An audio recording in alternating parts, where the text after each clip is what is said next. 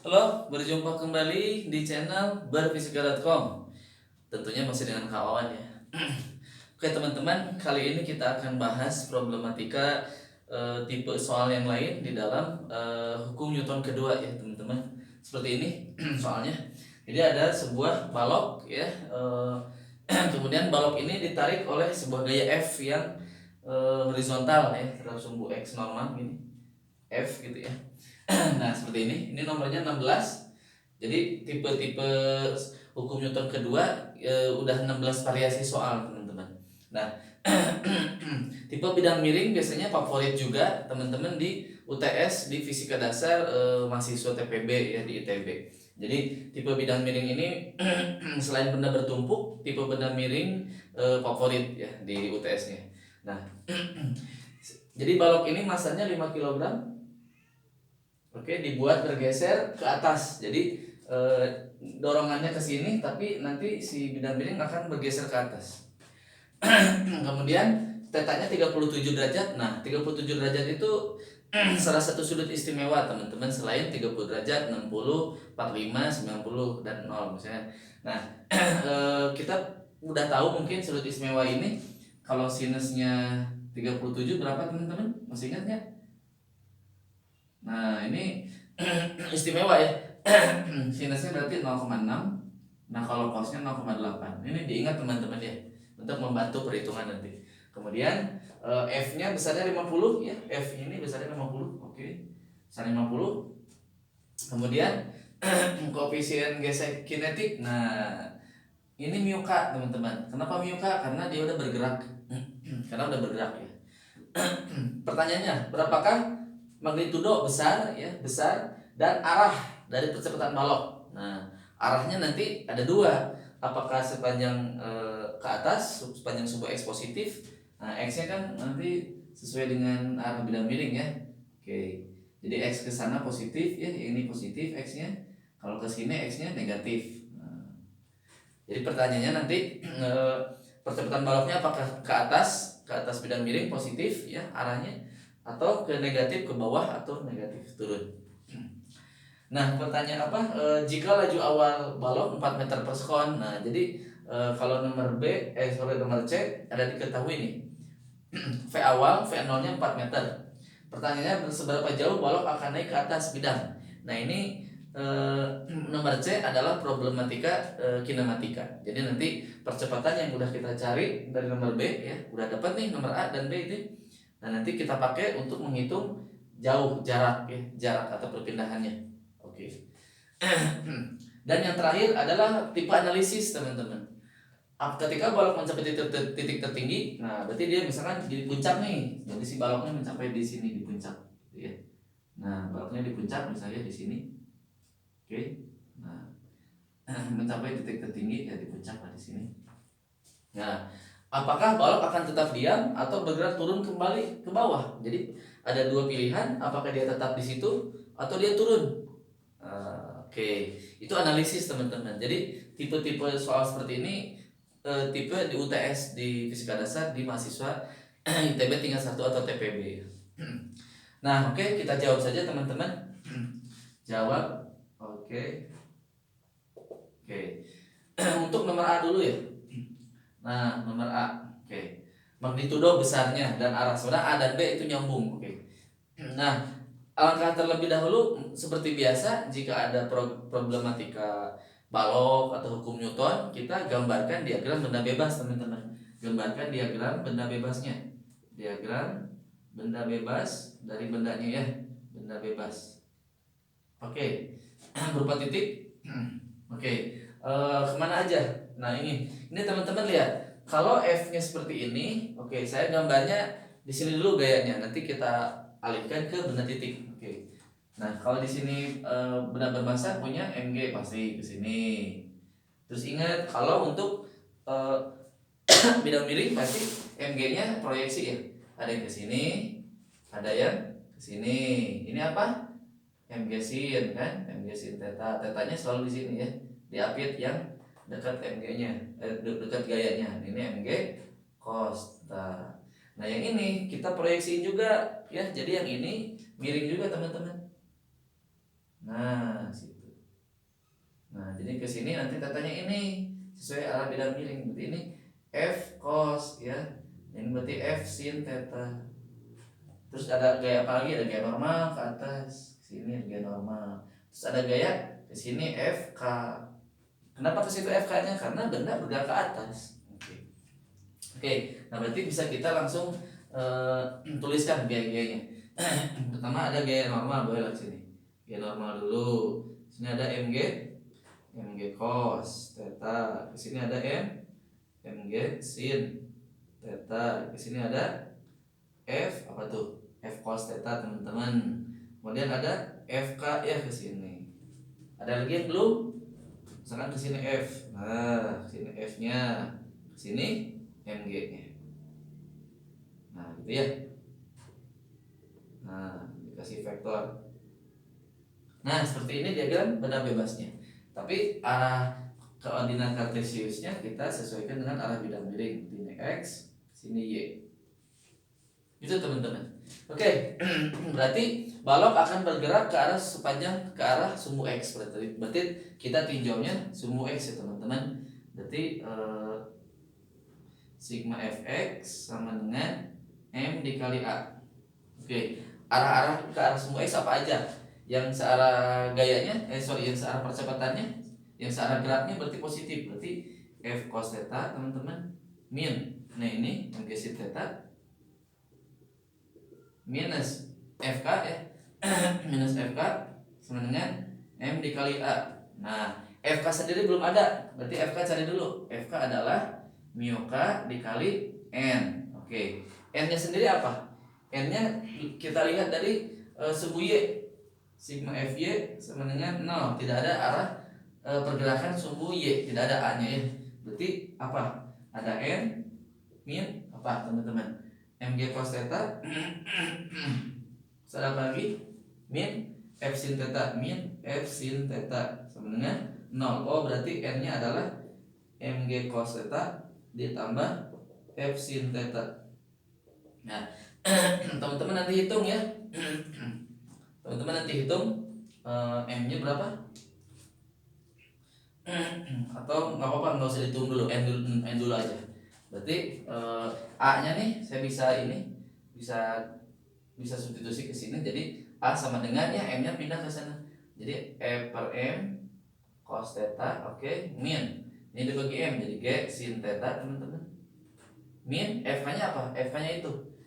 FK-nya apa? Ini sorry. Mu K dikali N. Mu K dikali G normalnya itu tuh. MG cos theta tambah F sin theta dibagi M. Oh, ini udah dibagi M ya, udah hilang M-nya. Nah, berarti saya sederhanakan yang ini.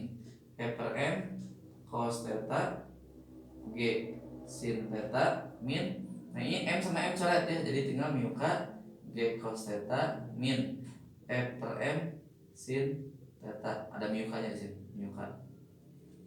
Nah, ada yang bisa disederhanakan E per M-nya sama nih teman-teman. Makanya saya buka di sini E per M dalam kurung cos theta, oke, min mu K F, sorry bukan F, mu K sin theta ya.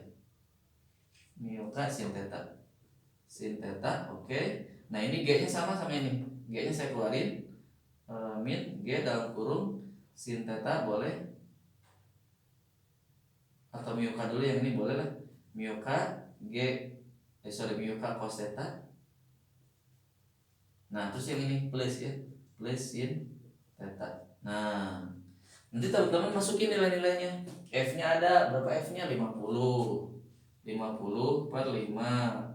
Cos theta-nya berarti tadi apa? 0,8 min 0,3 dikali 0,6 min 9,8. Mu K-nya 0,3 dikali 0,8 tambah 0,6. Nah, kalau teman-teman hitung, saya mempersingkat aja. Ini teman-teman coba hitung pakai kalkulator, itu sekitar minus 2,1 teman-teman. Minus 2,1 meter persegi kuadrat. Nah.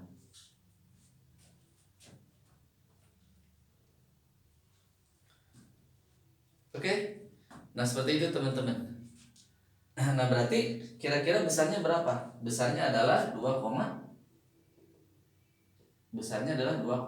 meter per sekon kuadrat. Itu untuk menjawab nomor A. Kalau nomor B, arahnya kemana? Ingat, kalau percepatan minus artinya apa? Diperlambat, teman-teman. Artinya diperlambat itu biasanya eh, berlawanan arah dengan kecepatannya. Dia akan bergerak naik. Berarti A-nya negatif, A-nya arahnya ke sini, A-nya arahnya ke sini, A-nya. Ini A-nya ke sini ya, A-nya. Negatif kan, arah negatif, arah sumbu X negatif, tapi arahnya ke sana geraknya V-nya.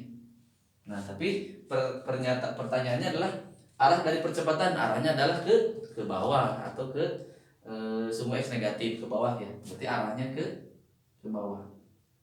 Arahnya ke bawah, ke bawah bidang miring. Ke bawah bidang miring atau X negatif lah ya. X negatif bidang miring. Nah, gitu teman-teman. Itu untuk menjawab nomor A dan B. Kemudian nomor C. Nomor C cukup mudah sebenarnya. Oke, seberapa jauh berarti X-nya teman-teman, atau jaraknya ya, jaraknya. Kita udah, kalau ini situasinya kan A-nya percepatannya konstan teman-teman, tidak berubah. Karena nilai 2 ini 2,1 ini nanti konstan di setiap titik ya. Karena tidak sebagai fungsi waktu, tidak ya. Berarti GLBB, rumus GLBB boleh kita pakai nih, rumus GLBB. Masih ingat rumus GLBB? Berarti yang ada V, ada A, ada X. Berarti yang ini teman-teman. V kuadrat sama dengan V0 kuadrat plus 2AX. Sorry, A delta X ya. A delta X. Nah, oke, bisa pindah luas. V kuadrat min V0 kuadrat sama dengan 2A delta X. Berarti delta X-nya ketemu nih. V min. Nah, V kuadrat per 2 dikali A. Nah, V-nya berapa? Kan dia seberapa jauh?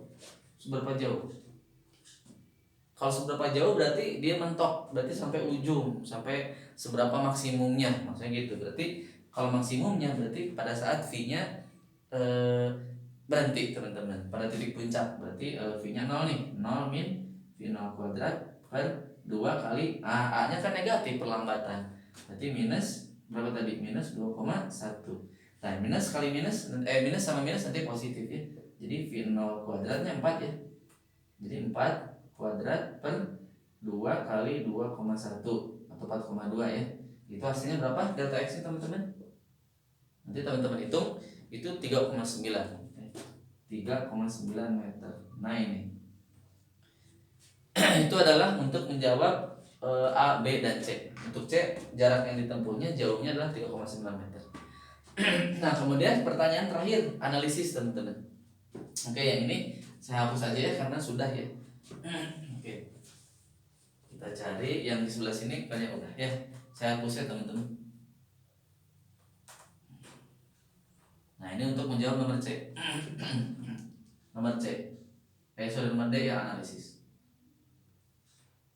Nah, teman-teman, di titik tertinggi ya, di titik tertinggi apa kata kunci di titik tertinggi? Di titik tertinggi itu adalah dia berhenti sesaat. Berarti V akhirnya sama dengan 0. Berarti kalau V sama dengan 0 berarti artinya dia diam. Berarti tidak ada percepatan ya.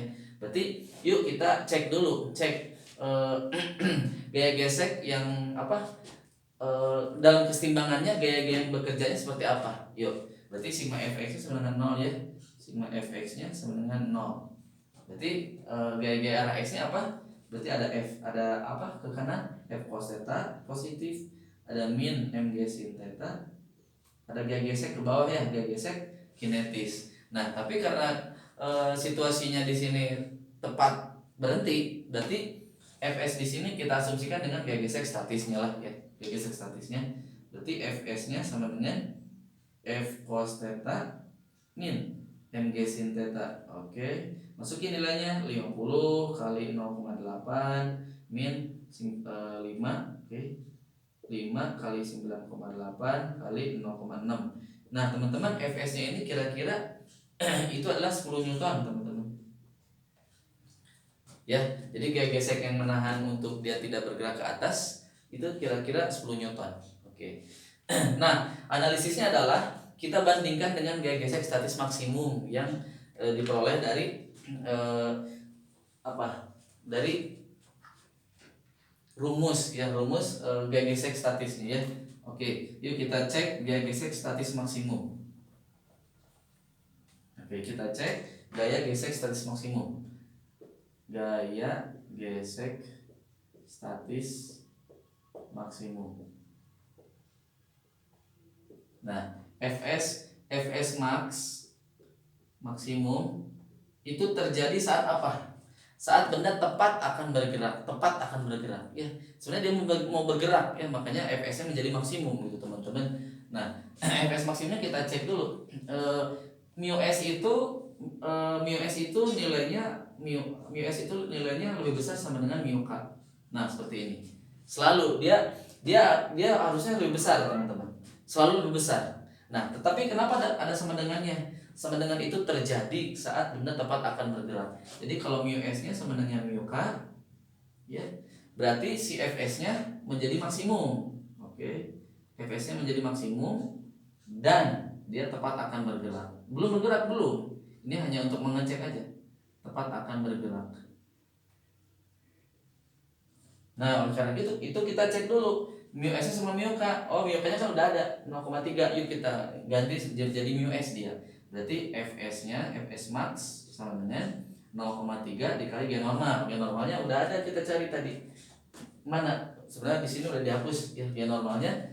Berarti yang ini. Mg cos theta ditambah F sin theta. Mg cos theta ditambah F sin theta. Ini kan karena G normal kan berlawanan, ini G normal. Ke sini kan ada Mg cos sama F sin ya. F sin. Nah, jadi ini kesebandingannya. N sama dengan dua gaya ini. Kita cari M-nya 5, 9,8 kali 0,8 ditambah 50 kali 0,6.